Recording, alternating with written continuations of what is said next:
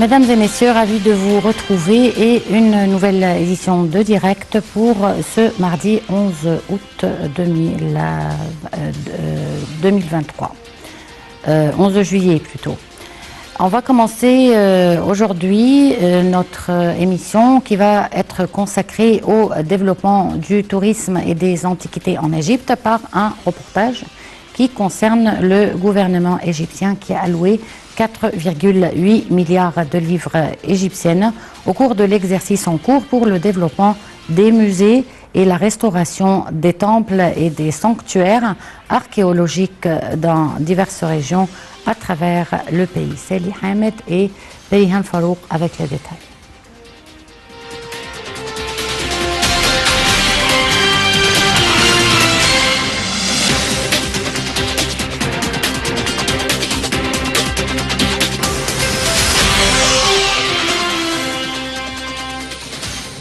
« 4,8 milliards de livres égyptiens sont alloués en Égypte au cours de l'exercice en cours pour développer les musées et la restauration des temples et des sanctuaires archéologiques dans diverses régions. Ces allocations visent à soutenir le tourisme des antiquités et coïncident avec l'inauguration officielle du Grand Musée égyptien en novembre prochain. L'Égypte vise à atteindre 15 millions de touristes cette année avec une croissance de 28,2% contre 11,7 millions l'année dernière. L'Égypte a annoncé une stratégie visant à atteindre 30 milliards de livres d'ici 2030 en augmentant la promotion de produits touristiques uniques dont les plus importants sont les sites archéologiques. Mohamed Farouk, membre de la Chambre des entreprises touristiques et des agences de voyage, a déclaré que le tourisme en Égypte a été développé au cours de la période récente et son coût a dépassé 850 millions de livres pour cibler les marchés européens ainsi que les marchés arabes et du Moyen-Orient. Il a ajouté que la promotion se poursuit via les réseaux sociaux et les visites sur le terrain, en plus de tous les médias disponibles, ajoutant que le gouvernement fixe un grand budget pour ce secteur afin d'attirer les touristes et augmenter le revenu national. Il a également fait l'éloge des progrès du plan utilisé pour promouvoir régulièrement le tourisme pendant cette saison d'été, afin d'augmenter le secteur touristique des marchés arabes.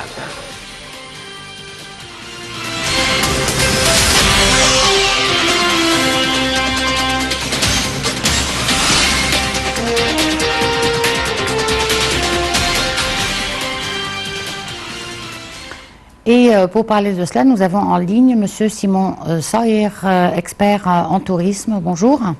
Bonjour. Alors, dites-nous, quelle est la situation actuelle du tourisme en Égypte? Alors, la situation actuelle, elle est parfaite.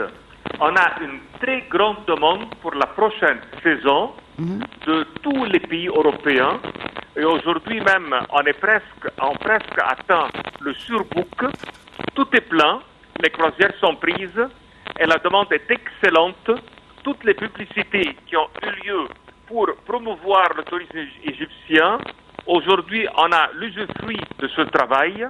Les vols sont pleins et aussi bien on est à la recherche pour répondre à une demande toujours galopante. L'Égypte aujourd'hui coopère aussi énormément, à part le tourisme culturel de la Haute-Égypte, pour toutes les stations balnéaires, surtout avec les pays du Golfe, d'une façon qu'ils puissent traverser et passer les vacances d'été en grande famille et avec un grand nombre de nuits touristiques. Aujourd'hui, les villes comme Sharm el-Sheikh, Hurghada et toutes les villes qui les entourent accueillent tout ce monde qui vient pour passer plusieurs semaines d'une façon qu'ils puissent en Égypte remettre un grand niveau pour les devises étrangères et aussi bien c'est une main-d'œuvre de la part de chez nous qui travaille en grand nombre. Ce sont des investissements excellents qui ont eu lieu dans le domaine touristique et de plus en plus on est en train d'inaugurer des musées comme par exemple à l'aéroport du Caire, à Sharm el-Sheikh, à Hurghada et avec cela on est en train de combiner l'utile à l'agréable, ça veut dire le côté culturel en faisant cette promotion pour la Haute-Égypte à travers ces musées dans ces villes. Et ces gens-là gagnent vraiment l'envie de reprendre un vol intérieur et faire plus de semaines et plus de découvertes. Aujourd'hui, on a des gens qui descendent de Sharm el-Sheikh ou d'Hurghada pour faire les pyramides du Caire et retourner une deuxième fois. Alors, on progresse d'une façon très positive et d'une façon stable et sûre. L'Égypte a pris de très grands pas, et les prix même vont remonter une deuxième fois, vu cette grande demande, ce qui répond aux efforts qui ont eu lieu de notre part et les dépenses qui ont eu lieu pour ce domaine qui est le tourisme. Justement, concernant les prix, est-ce que les prix sont aussi à bon marché comme dans les années précédentes, ou bien on a pu augmenter un petit peu les prix des voyages? À partir du mois de mars, les prix ont commencé à augmenter. Mais jusqu'au mois de mars, les prix étaient vraiment très très bas. Oui. Il y en a des secteurs et des hôtels qui ont doublé les prix, et certains s'attendent pour la prochaine saison que les prix soient triplés, car la demande est importante et les prix étaient déjà trop bas. Mais si on compare l'Égypte avec les stations européennes, nous, on est encore bon marché par rapport à eux, Bien vu sûr. que la main-d'œuvre et la nourriture et plein de services dans le secteur touristique ne sont pas élevés. Prenons l'exemple, par exemple, de l'entrée des sites historiques de l'Égypte. Chaque site historique chez nous coûte à peu près 6-7 dollars. Par contre, quand on voyage en Europe, c'est entre 10 et 20. Alors nous, on reste toujours un pays très compétent pour ce sujet. Quand on parle des nuits hôtelières, on est entre 50 et 100. En Europe, pour le même niveau et la même catégorie, et en prix de groupe, on parle entre 100 et 200. Alors, on est très compétent, ce qui récompense le prix de vol qui est rajouté. Et en même temps, nous, on a des sites et des visites inouïes qui ne peuvent pas être comparés. Quand on parle, par exemple, le prochain grand musée du Caire, quand on parle du musée de la civilisation, des zones et des sites comme Saqqara et les pyramides, les croisières sur le Nil avec toutes les visites qui se font, et des temples vraiment complets comme le temple d'Edfou, comme la perle de la Haute-Égypte qui est le temple de Philae, aussi bien le plus grand temple du monde qui est l'ensemble d'Amon, Karnak et Luxor ensemble. Et d'ici qu'on est très compétent avec des prix qui ne sont pas élevés, et on fait un service pour toute l'humanité en leur présentant cette civilisation et ces plages, car l'Égypte, c'est un pays qui est très varié dans ses sites historiques et dans ses services qui sont rendus au tourisme. D'accord. Et en fait, qui décide des prix? C'est laissé aux individus ou bien c'est le ministère du Tourisme qui décide des prix des hôtels? Le ministère du Tourisme elle a intervenu à un moment donné quand il y avait les crises, d'une façon que les prix ne soient pas trop bas. Mais sinon, les prix qui sont en train de remonter, ça c'est la loi et l'offre et la demande. Plus qu'il y a une demande, automatiquement les prix remontent et les gens achètent. Et en même temps, dans le secteur touristique, tous les hôtels sont obligés à avoir une liste de prix avec le ministère. Et d'un autre côté, il y a une protection pour que les prix ne chutent pas. Et le maximum, bien sûr, c'est le prix qui est en accord avec le ministère du Tourisme. D'accord. Il y a toujours bien... Oui. Oui, et concernant la crise financière dans le monde, comment elle a affecté le tourisme en Égypte? On a l'impression qu'elle l'a affecté positivement. L'a affecté, on peut dire, dans les dernières années, parce qu'il y avait quand même des problèmes de vol, comme la guerre de la Russie et autres. Mais l'Égypte, elle a tout de suite fait un switch. Au lieu de faire, par exemple, promouvoir dans des secteurs de guerre, ou bien qui sont rendus des secteurs de guerre, on a fait une autre promotion dans le Golfe, pour les pays comme l'Arabie Saoudite, les Émirats et tout.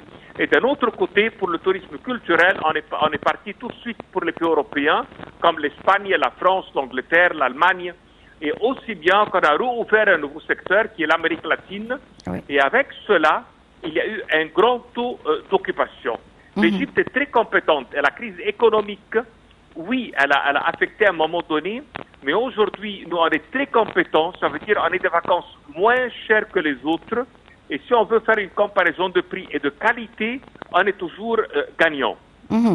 Et quelles sont les destinations les plus demandées en Égypte? Alors, en premier, la croisière entre Luxor et Assouan pour la prochaine saison. Celle-là, on a 2 secteurs à l'intérieur qui sont occupés. Le premier, qui est les croisières de luxe 5 étoiles, ce sont les bateaux qui font 70 cabines avec une moyenne 140 passagers. Et on a une deuxième catégorie qui est les dahabeya, les bateaux qui font 7 à 10 cabines et qui reçoivent des petits groupes. Et ces bateaux ont des prix encore plus élevés et il y a de plus en plus de demandes sur ces bateaux. Les gens préfèrent faire des voyages, particuliers, exceptionnels, d'une façon d'avoir un guide privé, d'avoir une restauration juste à eux, d'avoir des quais où ils s'arrêtent et qu'ils puissent se promener dans les champs aussi bien que dans les temples à l'aise, se faire des randonnées. Ce sont les 2 catégories qui sont vraiment au top en Haute-Égypte. Mais si on descend un peu vers la mer, ça va être Hurghada et Sharm el-Sheikh tout le temps en compétition permanente, vu que ces 2 stations, ce sont les premières stations soleil pour l'Europe. Ce sont des vols directs qui peuvent venir en charter avec des petits prix, ce qui veut dire que le transport n'est pas très coûteux et en même temps leurs dépenses seraient dans nos villes et ce sont des villes qui possèdent chacune plus que 80 000 chambres hôtelières, ce qui vraiment puisse faire pour les grands tours opérateurs une très grande facilité à faire des ventes pour les hôtels 3 étoiles, 4 étoiles et 5 étoiles et ouvrir le pays pour tout ce secteur. J'ai une information peut-être erronée, corrigez-la moi. Certains pays ont minimisé les visas touristiques pour les citoyens arabes d'une manière générale. Est-ce que cette information est correcte? Ah oui, bien sûr, de plus en plus, car il y a par exemple un point comme les gens qui sont indiens et qui habitent le Golfe. Oui. Eh bien, on a fait une exception pour eux, vu qu'ils sont considérés comme des résidents de ce pays. Ils sont exemptés du visa, comme si c'était de cette nationalité, vu qu'ils ont le même revenu et qu'il n'est pas un problème d'immigration ou d'autres. Tous les pays maintenant, de plus en plus, qui réduisent le taux de visa pour attirer et pour réduire le prix de l'ensemble du voyage. Oui. Vous savez, quand on fait les ventes, on trouve une compétition, 2 stations balnéaires, une qui fait l'ensemble à 400 et l'autre à 385. Bien sûr, la moins chère, elle pourrait gagner. Mais il faut faire un deuxième calcul. Ce sont les dépenses par personne dans le pays même. Peut-être ils vont faire des dépenses internes par personne et par nuit entre 50 et 100 dollars. Ça veut dire les sorties, les visites, les tours optionnels, les achats, des extras pour les boissons. Alors oui, il faut qu'on descende avec le prix coûtant d'une façon à attirer les clients vu qu'il y ait un autre revenu qui va venir de sa présence. D'accord. Et d'ici, c'est très intéressant de réduire les frais initiaux pour pouvoir avoir un gain secondaire. Bon, aussi, l'Égypte a conclu quelques accords avec certains pays pour l'exemption de leurs citoyens respectifs de visa. Oui. Est-ce que vous connaissez ces pays? Ah oui, bien sûr. Alors, oui, lesquels? l'Inde fait part de ce pays. Tout le Golfe en fait une deuxième part. Puis on a rajouté beaucoup de pays qui étaient autour du continent européen, parce qu'au début, nous, on faisait uniquement pour ceux qui avaient le visa Schengen. Mais aujourd'hui, tous les pays qui sont autour deviennent encore exemptés, et on part aussi bien pour l'Amérique latine pour faire cette exemption. Plus que 70 pays rentrent en Égypte sans avoir un visa. Et les citoyens égyptiens, est-ce que c'est valable pour les citoyens égyptiens aussi? Non, nous, quand on voyage, chaque pays il a ses lois. Alors, s'ils ont un besoin de promouvoir, ils vont le faire. Mais pour l'instant, ce n'est pas le cas. Non, mais ma question, c'est qu'un certain nombre de pays, comme le Monténégro, par exemple, pour les citoyens égyptiens, pour y voyager, ils ne prennent pas de visa. Alors là, il faut vraiment regarder, à chaque pays qu'on va y aller, regarder ses lois. Les conditions d'entrée. Voilà, il faut regarder pays par pays. Mais de plus en plus qu'il y a une ouverture, vu qu'il trouve que de ce domaine, il y a un grand revenu qu'il ne faut pas perdre. D'accord. Monsieur Simon Sawyer, je vous remercie beaucoup pour cette intervention. Une petite pause et on se retrouve tout de suite après.